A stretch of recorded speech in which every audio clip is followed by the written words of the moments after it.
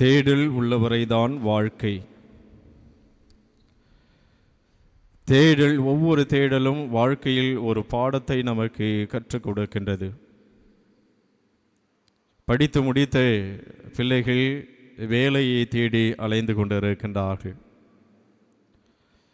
வாலிப வயது பிள்ளைகள் நல்ல வரன் அமைய வேண்டும், வாழ்க்கை துணை வேண்டும் என்று தேடிக்கொண்டிருக்கின்றார்கள். உடல்நலம் வேண்டி தரமான மருத்துவமனையை நாம் தேடிக்கொண்டிருக்கின்றோம். இப்படியாக நம்மளுடைய வாழ்க்கையில் ஒவ்வொரு நாளும் ஒவ்வொருவரும் ஏதோ ஒன்றை நாம் தேடிக்கொண்டுதான் இருக்கின்றோம். தேடல் உள்ளவரை தான் வாழ்க்கை சுவாரஸ்யம். பிரியமான சகோதர சகோதரிகளே, இன்றைய நாளில் ஆண்டவர் இயேசு கிறிஸ்து அவருடைய திருக்காட்சி பெருவிழாவை நாம் கொண்டாடுகிறோம். 3 அரசர்கள் பெருவிழா நம்ம பீடத்துக்கு முன்னே அந்த பொங்கல் 3 அரசர்கள் வைத்திருப்பதை நாம் பார்க்கின்றோம். அந்த காலத்திலலாம் பார்த்திங்கன்னா இதுதான் கத்தோலிக்க கிறிஸ்தவர்கள் நமக்கு பொங்கல் விழா. அது தமிழ் திருநாள். அது நான் ஜனவரி மாதம் 14ஆம் தேதி அதை நாம் கொண்டாடுவோம். ஆனால் இன்று கத்தோலிக்க கிறிஸ்தவர்கள் நமக்கு இந்த 3 அரசர்கள் 3 ஞானிகள் இந்த விழாவைத்தான் பொங்கல் விழாவாக நாம் கொண்டாடுவோம். அப்போ வீட்டிலெல்லாம் சமைச்சு பொங்கல்லாம் சமைச்சு கோவிலுக்கு எடுத்துகிட்டு வந்து பீடத்தில் வச்சு பூச முடிஞ்சது அதை எல்லாருக்கும் பகிர்ந்து கொடுப்பார்கள். அந்த கலாச்சாரம், அந்த கிறிஸ்தவ பண்பாடு எல்லாம் இப்பொழுது இந்த நவீன உலகில் நவீன காலத்தில் எல்லாம் தேய்பிறையாக மாறிவிட்டது. அதெல்லாம் இப்போ எல்லாம் மறைஞ்சு போய்விட்டது. பிரியமான சகோதர சகோதரிகளே, எனவே நாம் இந்த உலகத்தில் எதை தேடிக்கொண்டு இருக்கின்றோம்? பதவி, அதிகாரம், பணம், பொருள், செல்வாக்கு என்று எல்லா மனிதரும் ஏதோ ஒன்றை தேடிக்கொண்டுதான் இருக்கிறோம். ஆனால் இன்றைய இந்த திருக்காட்சி பெருவிழா 3 ஞானிகள் 3 அரசர்களுடைய பெருவிழா. இந்த 3 ஞானிகள் எதை தேடினார்கள், யாரை தேடினார்கள்? அதுதான் நமக்கு வாழ்க்கை பாடம். இந்த 3 ஞானிகள் எங்கோ பிறந்து எங்கோ வளர்ந்த அவர்கள் ஏதோ ஒன்றை ஒரு வித்தியாசமான விண்மீன் எழ கண்டு அவர்கள் அதை பின்தொடர்ந்து தேடிக்கொண்டு செல்கின்றார்கள். அவர்களைப் போல நம்மளுடைய வாழ்க்கையில் இந்த உலக காரியங்களை மட்டும் தேடி நின்று விடாமல் மாறாக ஆன்மீக காரியங்களை, உலக கீழ்நோக்கிய தேடல் அல்ல, மாறாக மேல் நோக்கிய தேடல். கீழ்நோக்கிய தேடல் என்று சொன்னால் உலகம் சார்ந்த காரியத்தை தேடாமல் மேல் நோக்கிய தேடல். கீழ்நோக்கிய தேடல் அல்ல, மாறாக மேல் நோக்கிய தேடல் நமக்கு தேவை என்பதைத்தான் இந்த 3 ஞானிகள் நமக்கு வாழ்க்கை பாடமாக என்று கொடுக்கின்றார்கள். ஒரு முறை ஒரு கார்பன் கம்பெனி தொழிற்சாலை. எனவே அந்த தொழிற்சாலையில் தன்னுடைய தந்தை வேலை செய்து கொண்டிருக்கின்றார். எனவே தனது தந்தையை பார்க்க வேண்டும் என்று சொல்லி தன்னுடைய மகன் அங்கே அந்த தொழிற்சாலைக்கு நுழைவு வாயில், அந்த மெயின் கேட், அங்கே செக் போஸ்ட் இருக்குது, அங்கே வாட்ச்மேன்லாம் இருக்கிறாங்க. அங்கே அவர் சென்று தன் தந்தை ஷிஃப்ட்டு முடிஞ்சு வரும். ஷிஃப்ட்டு நமக்கு நன்றாக தொழிற்சாலையில் வேலை செய்யக்கூடிய first shift, second shift, central shift, திரும்பி நைட் ஷிஃப்ட்டு தெரியும். எனவே அவர் ஷிஃப்ட்டு முடிஞ்சு வெளியே வருகின்ற பொழுது தன் தந்தையை பார்க்க வேண்டும் என்று சொல்லி அந்த மகன் அங்கே நிற்கின்றான். அப்பொழுது அங்கே அந்த செக் போஸ்ட் மெயின் கேட், அந்த மெயின் கேட்டில் அந்த வாட்ச்மேன் நிற்கிற அந்த இடத்துல நின்று கொண்டு இருக்கின்றான். அப்பொழுது அந்த காவலாளிகள் வாட்ச்மேன் கேட்கின்றான், என்ன ஏன் இங்கே ரொம்ப நேரமாக நின்றுட்டு இருக்க அப்படின்னு சொல்லி தனது அந்த பையனை கேட்கின்றார்கள். அப்பொழுது அந்த பையன் தனது தந்தையை பார்க்க வேண்டும், அவர் வேலை முடிந்து வெளியே வருகின்ற பொழுது நான் அவரை காண வேண்டும், பார்க்க வேண்டும், அதற்காக தான் நின்று கொண்டு இருக்கின்றேன். எனவே ஒரு நாள் ஃபுல்லாக நிற்கிறான். அப்பொழுது அந்த காவலாளி வாட்ச்மேன் அந்த பையனிடத்தில், நீ ஒரு வாரம் நின்னாலும் உங்கள் தந்தையை கண்டிப்பாக பார்க்க முடியாது, காண முடியாது. ஏன்னா அது கார்பன் கம்பெனி. காலையில் எப்படி போகிறாங்களோ வேலை முடிஞ்சு வரும்போது அப்படியே வரமாட்டாங்க, அலங்கோலமாக இருக்கும், அகோரமாக இருக்கும். எனவே அவர்களை கண்டுபிடிப்பது என்பது ஆயிரக்கணக்கான தொழிலாளிகள் வெளியே வருவார்கள். எனவே அவர்களை அடையாளம் கண்டுகொள்வது என்பது ஒரு சாத்தியமில்லாத ஒன்று. எனவே இப்படிப்பட்ட ஒரு சூழ்நிலை கண்டிப்பாக உன் தந்தையை நீ தேட முடியாது, பார்க்க முடியாது, கண்டுபிடிக்க முடியாது என்று அந்த காவலாளி அந்த பையனிடத்தில் சொன்னானாம். அப்பொழுது அந்த பையன் சொன்னான், நான் என் தந்தையை கண்டிப்பாக கண்டுபிடிக்க முடியாது. ஏன்னா கார்பன் கம்பெனியில் வேலை செஞ்சுட்டு வரும்போது அவர்கள் கண்டிப்பாக கரை படிந்த நிலையில் எல்லாம் ட்ரெஸ்லாம் ரொம்ப அழுக்காக அலங்கோலமாக வருவார்கள். அவர்களை அடையாளம் கண்டுகொள்வது என்பது ஒரு சாத்தியம் இல்லாத. ஆனால் என் தந்தை என்னை கண்டுபிடிப்பார். நான் இங்கு நின்று கொண்டு இருக்கிறேன் என்று சொன்னால் என் தந்தை வெளியே வருகின்ற பொழுது அவர் கண்டிப்பாக என்னை கண்டுபிடித்து விடுவார், என்னை தேடுவார், என்னை அடையாளம் கண்டுகொள்வார். நான் அவரை கண்டுகொள்ள முடியாவிட்டாலும் கண்டிப்பாக என் தந்தை என்னை கண்டுபிடித்து விடுவார் என்று அந்த பையன் அந்த காவலாளியிடம் சொன்னான். பிரியமான சகோதர சகோதரிகளே, இந்த 3 ஞானிகள் பல மைல்கள் பல தடைகளை எல்லாம் தாண்டி இயேசுவை கண்டுபிடிக்க வேண்டும், கடவுளை கண்டுபிடிக்க வேண்டும் என்று சொல்லி அந்த வானத்தில் தோன்றிய வித்தியாசமான விண்மீன் மேலே கண்டு மேல் நோக்கி அவர்கள் செல்கின்றார்கள். மேல் நோக்கி செல்வது என்பது கடவுளை நோக்கி செல்வது, விண்ணகத்தை நோக்கி செல்வது, இயேசுவை நோக்கி செல்கின்ற அந்த தேடல், அந்த பயணம் என்பது கடவுளை நோக்கிய பயணம், இயேசுவை நோக்கிய பயணம். கீழ் நோக்கிய பயணம் என்பது ஏரோதை போன்றிய பயணம். ஏரோது திட்டவட்டமாக எல்லாவற்றையும் விசாரித்து தெரிந்து கொள்கின்றான். தனக்கு எதிராக ஒரு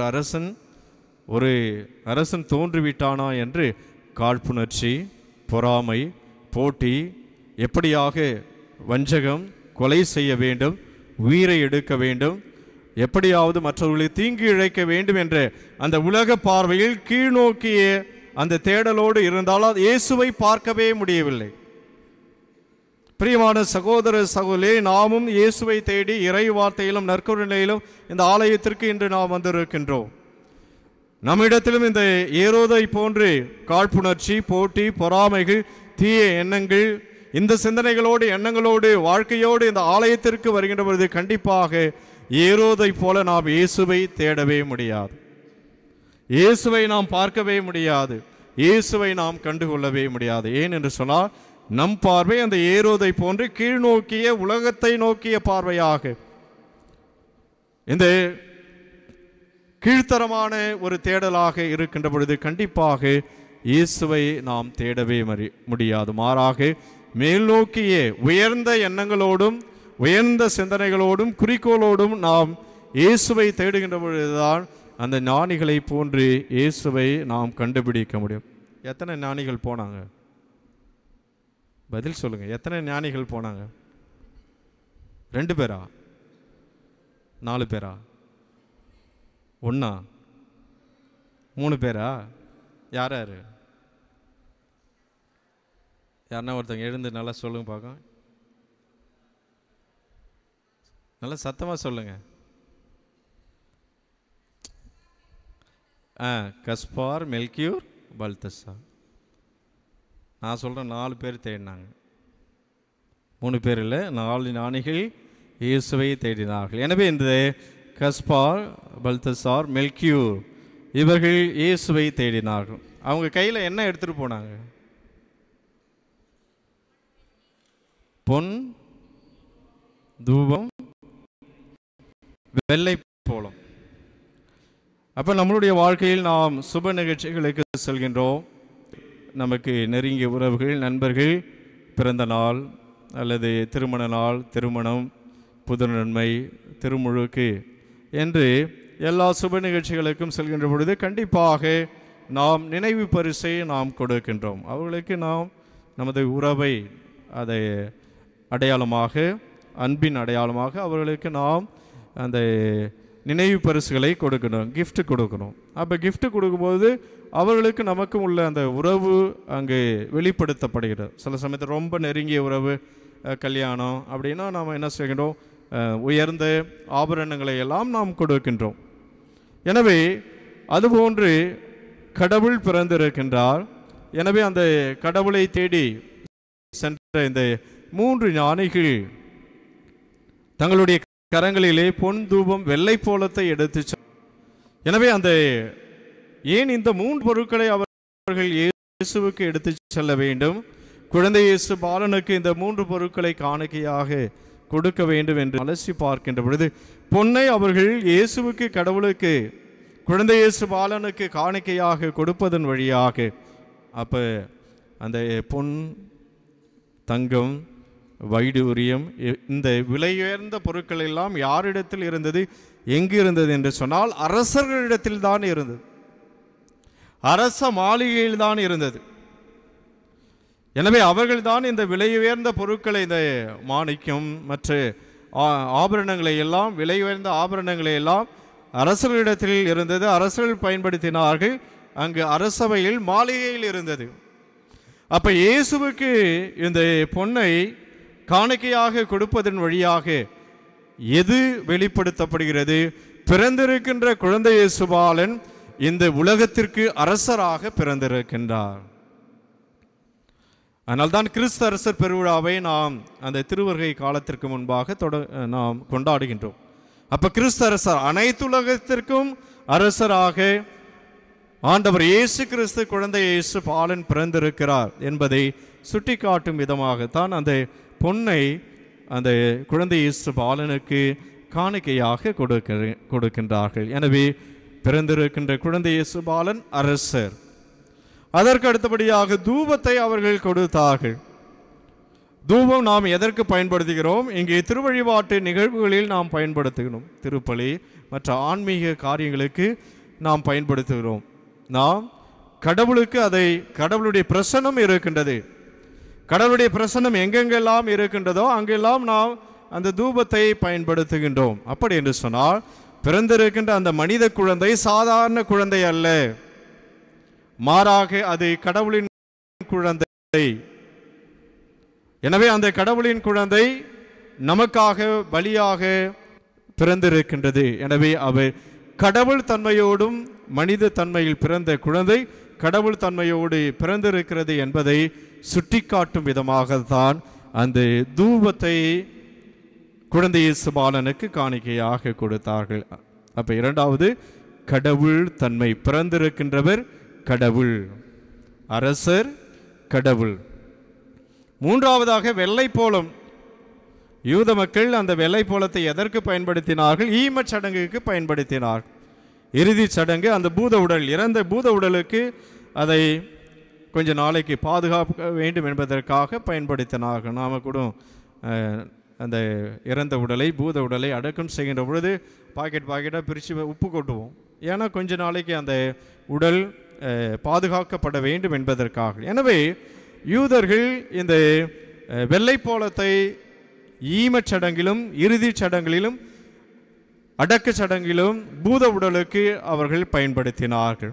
எனவே இவற்றின் வழியாக பிறந்திருக்கின்ற அந்த அரசரும் கடவுளும் மனித உரு எடுத்து பிறந்த அந்த ஆண்டவர் இயேசு கிறிஸ்து தன் உயிரை கொடுக்க போகின்றார், சாக போகின்றார், இறக்கப் போகின்றார். அவர் சிலுவை சாவின் வழியாக தன் உடலை உடைத்து இரத்தத்தை சேர்ந்து முள்முடி தரித்து ஈட்டியால் குத்தப்பட்டு இரத்தம் சேர்ந்து அந்த ஆண்டவர் இயேசு கிறிஸ்து இந்த மனித குலத்தை மீட்கப் போகின்றார், வாழ்வு கொடுக்க போகின்றார், இந்த உலகத்தை பாவத்திலிருந்து மீட்கப் போகின்றார் என்பதை அவருடைய இறப்பை, சாவை குறித்து காட்டும் விதமாக இந்த வெள்ளை போலத்தை கடவுளுக்கு, அந்த பிறந்திருக்கின்ற குழந்தை இயேசு பாலனுக்கு காணிக்கையாக கொடுத்தார்கள். எனவே இந்த மூன்று, பிறந்திருக்கின்ற குழந்தை இயேசு பாலன் அரசர், அவர் கடவுள், இரண்டாவதாக அவர் இறப்பின் வழியாக இந்த உலகத்திற்கு மீட்பை கொடுக்க போகின்றார் என்பதை சுட்டிக்காட்டும் விதமாகத்தான் இந்த மூன்று பொருட்களை காணிக்கையாக இயேசுவுக்கு கொடுத்தார்கள். பிரியமான சகோதர சகோதரி, இப்போ எத்தனை பேர் தேடினாங்க? எத்தனை ஞானிகள் தேடினாங்க? எத்தனை ஞானிகள் தேடினாங்க? எத்தனை பேர்? 4 தானே? எங்கள் ஹாஸ்டல் பாய் கரெக்டாக சொல்கிறான். ஏன்னா அவனுக்கு அசம்பிளியில் சொல்லி சொல்லி ஃபாதர் ஏதோ சொல்ல போகிறாரு அப்படின்றத கரெக்டாக சொல்கிறான். 4 பேர். 4வது ஞானி நீங்களும் நானும். நாம் தேட வேண்டும். இயேசுவை தேட வரும் உயர்ந்த எண்ணத்தோடு தேடும். கீழ் நோக்கிய தேடல் அல்ல, உலகத்தினுடைய தேடல் அல்ல, மாறாக மேல் நோக்கிய தேடல்.